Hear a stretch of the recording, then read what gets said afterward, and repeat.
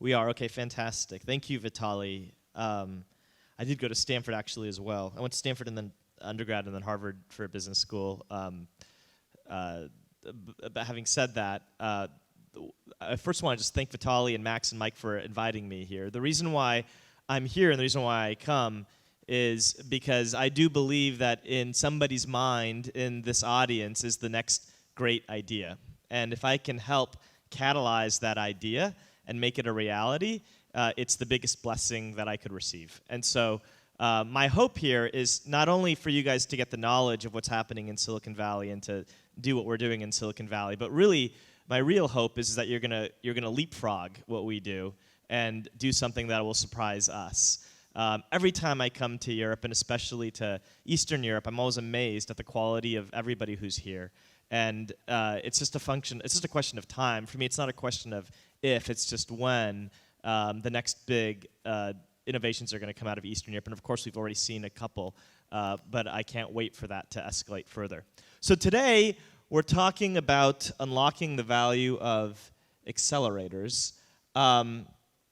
Actually, before I begin, though, let me just start off by just getting a sense of who's in the room. And I know Vitali already did a poll earlier, but the audience might be a bit different now. How many people here are startup founders? How many people are starting a company? Okay. How many people have applied to an accelerator? Okay. How many people have been in an accelerator? Okay, so we've got a couple good experts already sort of in the audience as well. And how many people are thinking of applying to an accelerator? Okay. And how many people have never heard of the term accelerator or know what that even means? Okay, great. And you know, from Rick's lecture, I know that Polish culture is multi-able, so we're going to make this a little bit interactive today because this presentation is a minimally viable presentation. I just put it together last night, so I do want to make it interactive and dynamic so that we can be targeted about what people's questions are. So we'll spend the next 20 minutes or so going over accelerators and what they are and why they've emerged. Just to give you some background about where I come from, just so you can understand my perspective is, so my background is I was an evil venture capitalist for 6 years. So I worked at Draper Fisher Jurvetson, DFJ, where we funded companies like Skype out of Estonia, and then Baidu in China, and Hotmail and Tesla. I funded two companies one was called Twitch, which got acquired by Amazon for over $900 million, and we were one of the first investors there. And then I also funded a company called Pubmatic that will hopefully go public, and that was also funded at a $4 million valuation. So I funded companies fairly early on that have become successes. I now teach at Stanford, so I lecture in the engineering school at Stanford, and you can listen to all of our lectures online at etl.stanford.edu. And it's a fantastic resource, really, to get the same access that people in the Valley have to the leading thought that's emerging in the Valley. And then, as Vitali mentioned, I also direct Alchemist. And Alchemist is an enterprise accelerator. So Alchemist is a little bit different than other accelerators in the sense that we wholly focus on companies that monetize from enterprises. So B2B effectively, instead of consumer startups. But I'm going to try to talk more abstractly about accelerators today. We just debuted, so there are these rankings that MIT, the university, puts out, and we just debuted in the first year on those rankings, and Alchemist was they surveyed about 150 US accelerators, and Alchemist placed 5th. Just to give some context, Techstars is 3rd, 500 Startups is 8th. So, but it's just a list of the top startups, and then VentureBeat named Alchemist the Accelerator Superstar of the Year, and Y Combinator was the honorable mention, as well as Citrix. And so we'll give you some more context about how we think about accelerators.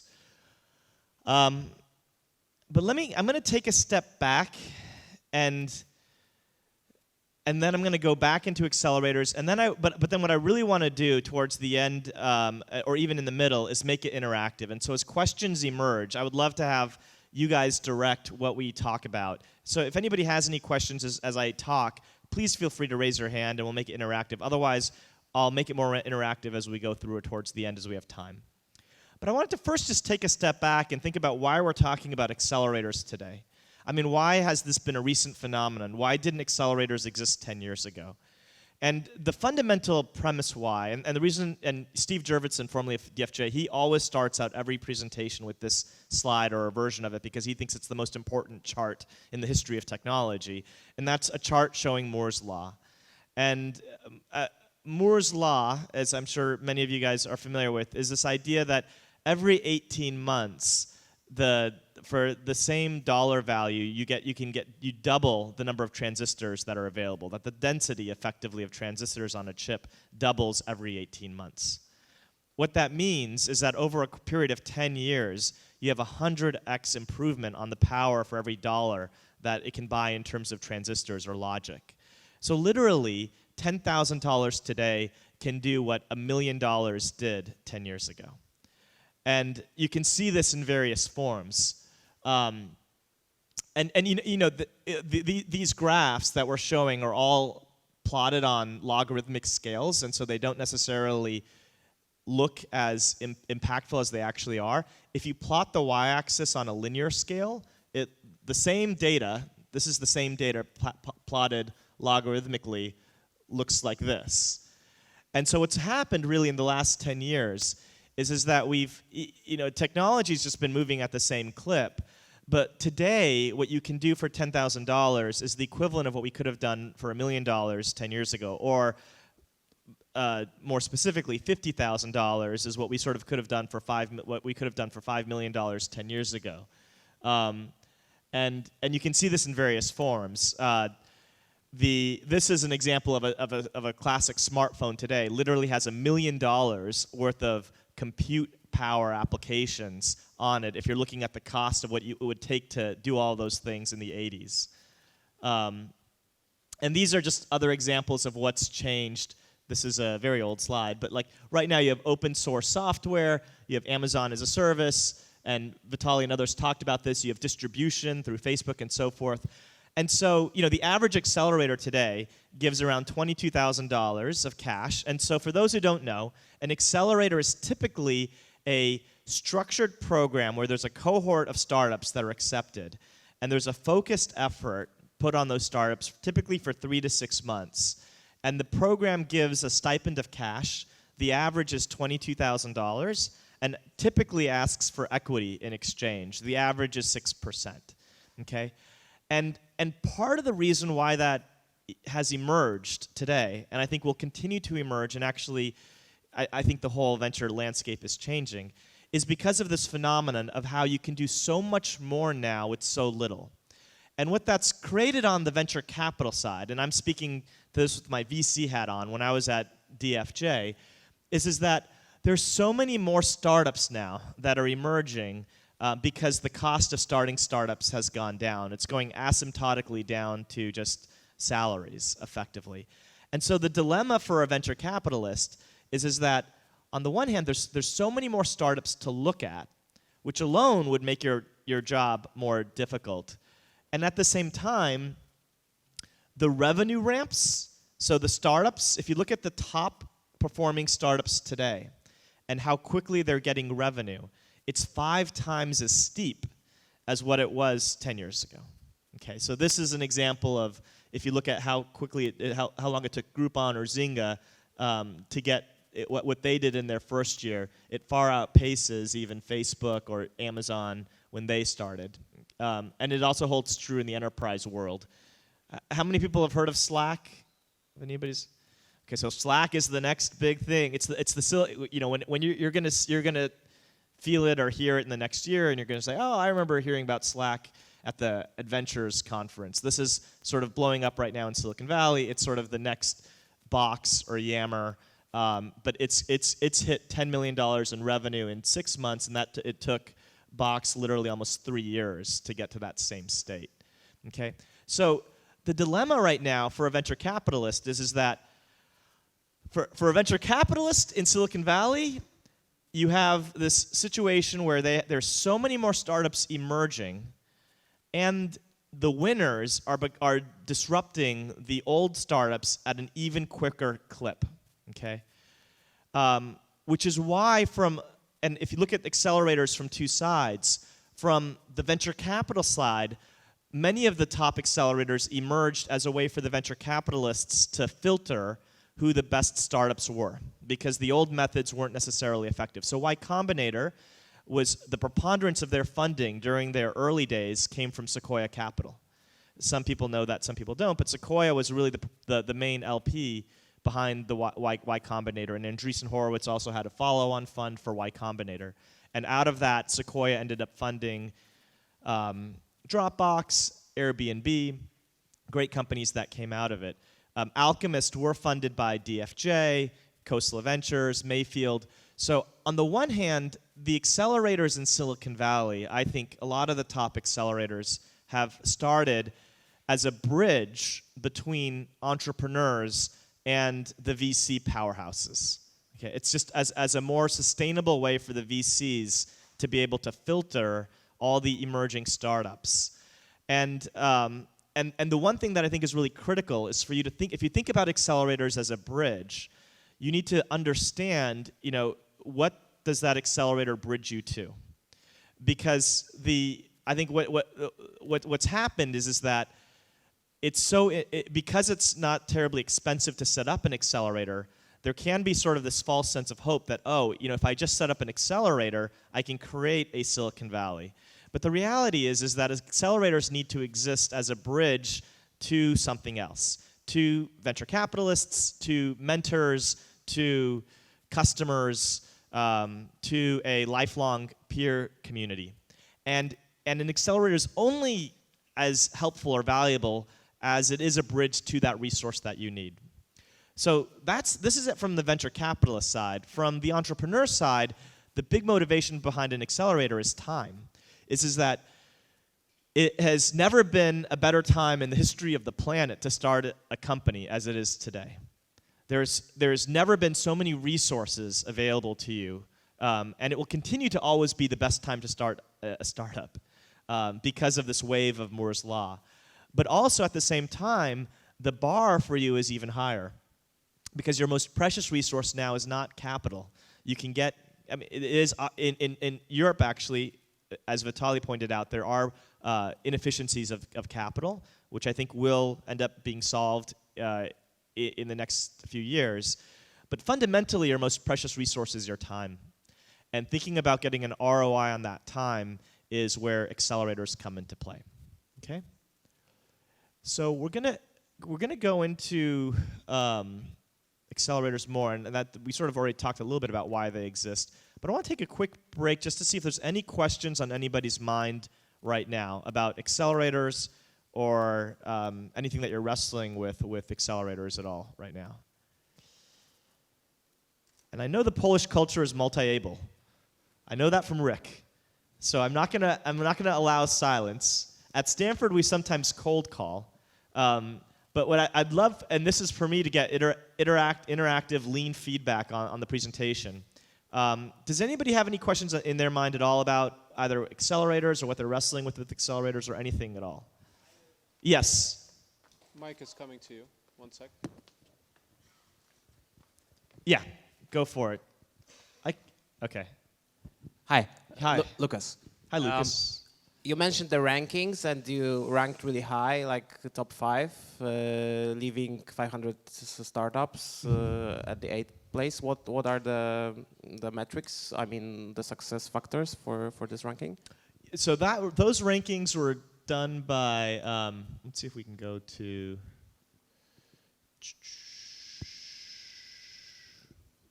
So they were done by Seed Accelerator. It's called the Seed Accelerator Rankings Project. It's out of MIT. The basic criteria are on alumni satisfaction and performance. Those are the most important things. So what they were looking at is how satisfied alumni were and then how well they performed. The major metric for performance is the number of startups that closed institutional funding and the time that it took them to close that. So for Alchemist, we've demoed 64 companies have graduated from Alchemist, and 35 have raised institutional capital within 12 months of graduating, and the average raise is 2.1 million.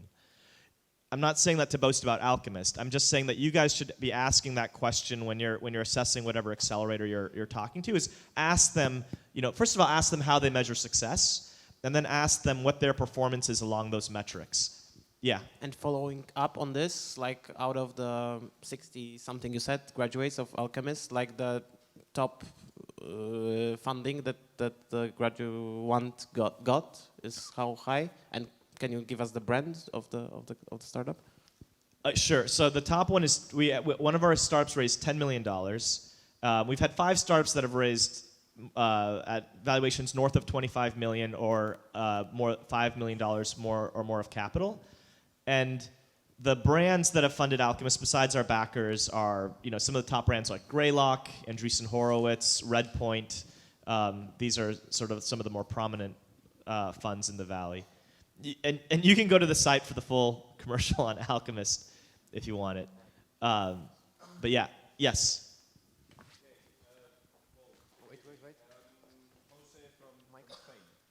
Jose from Spain. Yeah. What's the I'm within Accelerator in the Netherlands. And what's the perception from Silicon Valley towards Europe in terms of acceleration? In terms of what? Accelerator programs in Europe.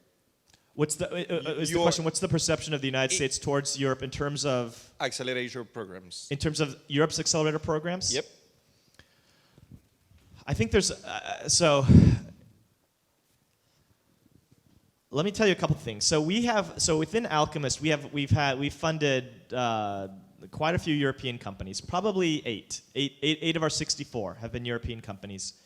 And when I ask we get asked quite often, and we get asked quite often about whether or not we should set up an accelerator in Europe because we love our European companies. And I'm going to get to your answer in a bit, but let me just sort of give you a little bit of our background, of our backdrop. So, one of our companies, for example, last August we funded a pair of 26-year-old Danes, a pair of Vikings. Okay, they'd never been to the United States, and they came to the Bay Area. And our mentality with European entrepreneurs is that if you come to the Bay Area and if you say, if you fund me, Mr. VC, I will move here, you will not get funded.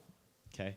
What you need to do is you need to come to the US and you need to say, look and feel like a US company and say you're a US company, and then if you get funded, guess what? You are a US company.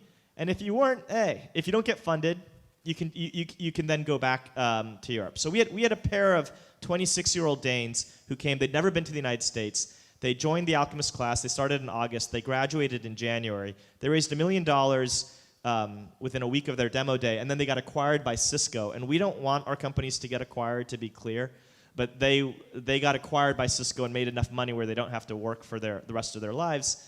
But it was a relatively small exit from a venture backable perspective. And since then, we funded 2 other Danish teams. We funded several Estonian teams, a Spanish team, a British team, not a Polish team yet, but we would love to. And we asked them, should we set up an accelerator in Europe?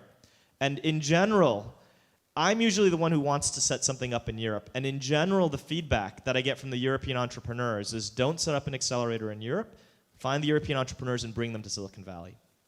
And I think the sentiment when it comes to the European accelerators is that the key thing with all the accelerators is you have to look at the operators that are behind them. Who are the operators that are actually starting the accelerators? And I think there is a bias in general against the average European accelerator, that the stereotype of the average European accelerator is that it's started by a non-tech person, somebody who actually doesn't know how to build startups. And either because there's a ton of government funding and it's a relatively low bar to start an accelerator because you don't need that much cash. But the illusion of an accelerator is that the cash is the least important thing. So there's a small barrier to entry, but you can very easily start a pretty poor or mediocre accelerator.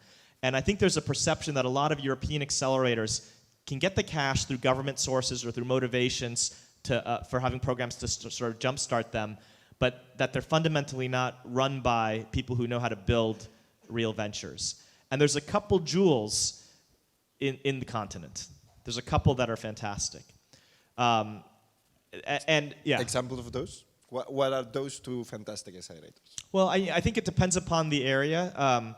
Within London, I think Seed Camp and Techstars in London is well perceived. I think in Estonia, Wise Guys, and if you're doing an enterprise startup, is well viewed. In Germany, there's a few in Berlin. And to be honest, the reality is that the best entrepreneurs are not limited by whatever accelerator programs might be there. And so here's the harsh reality of this business, right? Is that if I'll show you, so here's the number of accelerators that exist, and it keeps growing up every year. So in some senses, accelerators are like education schools. It's a great thing that we have so many accelerators, because just like having a ton of universities, it's great for the startup community. But just like universities, there are certain accelerators that are not terribly distinctive, and hopefully they just do no harm. But some can be pretty sinister, and we want to make sure that the founders, you don't get locked into an accelerator where you're giving up a lot of equity and it ends up becoming sort of a false promise. But here's the thing about. I'll show you Alchemist's data. Do I have it here? So a couple things. The first is let me see if I can get to where's the data. Okay, so here's our last class. This is the class in March that we just admitted, and we had 300 applicants, and we interviewed 45, and we took 15. So about 5% of the companies that applied got admitted. Now the reality is that I want to see, even though it may seem like the odds of getting admitted are low, I, as an accelerator founder, have the same predicament that you might have, where you're looking for funding and I'm looking for companies. And so I want to see every company that applies. No matter where you're from in the world, I want to see you. Even though the probability of getting funded may seem low here, the reality is that I'm always looking for great talent. And the best startups are often doing fundamentally disruptive things. I forgot who said it before, but how the Valley is built on, and 70% of, I think that was the statistic, of founders in the Valley are not US based. There's a real asset that all of you have by thinking differently, that and having the potential to be very disruptive, that means that's the biggest currency that you have. So if you're a great team, or if you have great traction, we want to see you regardless of which accelerator you went through in Europe. So in my mind, for great founders, you're not going to be limited by an accelerator. It's just a question of whether the accelerator is going to deliver on the value that it expressed. And I think the big dilemma within Europe is that you can get seed capital, but you can't necessarily get the Series A that's going to come after. So the question is, what is that accelerator a bridge to? And it might be a pre-accelerator that's a bridge to an American accelerator, where then you end up getting funding. But you should be clear in your mind about what the intention is behind that. But fundamentally, great entrepreneurs will always be well loved, no matter where you come from. I wouldn't worry about getting tainted by a program. Okay, so now that we've sort of been discrediting some accelerators, let me tell you why to do an accelerator. So the big motivation, accelerators typically, the first thing I should say is that it's not a one shoe fits all sizes type of model. It's much more of a model where you need to think about what you need, and then find the right accelerator that's mapped to your interest. Or even within an accelerator program, you're going to have very different experiences depending upon what you need. But at a high level, generally, most accelerators are deemed to be valuable for a few things. One is investors. And so you should be asking or assessing any accelerator based on its ability to actually land meaningful investments. And get the data on that. The data right now in the US is that for the top 10 US accelerators, 35% of the companies will raise capital, and the average raise is 1.5 million. That's for the top 10. And then the data, if you look at generically, this is just generic venture capital data, the probability of getting funded is typically 4%. So if you do get into a meaningful accelerator, it can help increase your odds. Even if you would have already gotten funded anyways, the virtue of a demo day is that it does create a frenzy where the VCs will compete and they'll bid up your valuation. The other thing is access to either distribution or traction. So Alchemist, we're an enterprise accelerator. We had an Estonian company most recently that joined that was doing $750K of annual recurring revenue. They were doing fantastically. Part of the reason why they joined Alchemist was because they wanted access to the customers, the U.S. customers, and we have our customer network. I think other accelerators will have the equivalent of how they add distribution, but what we try to do is just get customers for the companies, even if as value independently of the funding. All the accelerators will talk about mentors, okay? And the tricky thing with mentors is that it's the same word that can be used for disproportionate quality depending upon who's involved. So the other thing to assess is just the caliber of the mentors that are involved in any program. And what you should ask, what you should ask is, how do you source the mentors and how are the mentors compensated? So what's the mentor's motivation for being involved? And what is the realistic type of involvement that you're going to have with the mentors when you're there? There's a huge variance of mentors. And in my mind, if you have a mediocre mentor, it does harm because it consumes time. And it can also waver your direction of where you need to go. It's almost better not to have a mediocre mentor and just execute than to have a mediocre mentor. The other, I think, advantage of an accelerator is that it can force, and this came from Elaine Wary, who's an Alchemist mentor who just put out a really awesome article in the Wall Street Journal that you can Google, which I thought was fantastic. But she talks about how accelerator programs can help catalyze or force commitment from your co-founders, because it does create a decision point where your co-founders, if they're debating whether or not they're in or they're out, it can make everything more real when you jump. It also drives focus, starting with the application. The application is going to force you to answer some questions that you might not have crystallized before. And in most accelerator programs, you're going to be maniacally held accountable to something that you need to deliver on. And so that focus can be incredibly valuable as well. Okay. But so the key thing we talked about this is to know why you're doing it. And then based on that, there's a bunch of sources online to try to get to assess whether or not accelerators are good or not. There's SeedDB, there's the Seed Accelerator Rankings projects, I think there's other sources online. My general guidance is at the first phases, both with accelerators and with venture capital, is cast a wide net. So apply to as many as you can, because that gets you optionality. Even if you're not going to join the accelerator that you've applied to, you can use it as leverage to negotiate or find out more about the one that you want to join. For the more competitive accelerators, for us at least, it's incredibly helpful if you come referenced in. So come referenced in when you're applying, either from the bottoms up from a founder that we funded, and founders can sometimes be easier to access than us. So look at our portfolio companies, which are online, contact those co-founders, and have those co-founders recommend you into us. And that is actually incredibly helpful for our process. Or you can go top down. You can go to a venture capital firm and have the venture capital firm recommend you into us. That's hugely helpful in separating out the noise when we're going through applications. Deciding which one's right. So a couple things on deciding what's right. The first thing to understand is that, and Elaine also talks about this, is that accelerators are magnifying glasses. So they're not going to be a substitute for hard work. It's not like if you get into Techstars or YC or Alchemist that you're suddenly going to be a success. You need to work incredibly hard. We will just amplify the success that's there and make sure that everybody's seeing you. So know that. Also know that bigger is not always better. So YC, which is a famous accelerator, their last class had 120 companies in it. So they had 120 companies going through a 12-week program. And it's not necessary when you have that big of a program, you're not getting necessarily personalized time or attention. At the same time, if you have a first-time accelerator, sometimes when an accelerator is just starting, if there's awesome people behind it, they're going to work incredibly hard because you're the flagship class.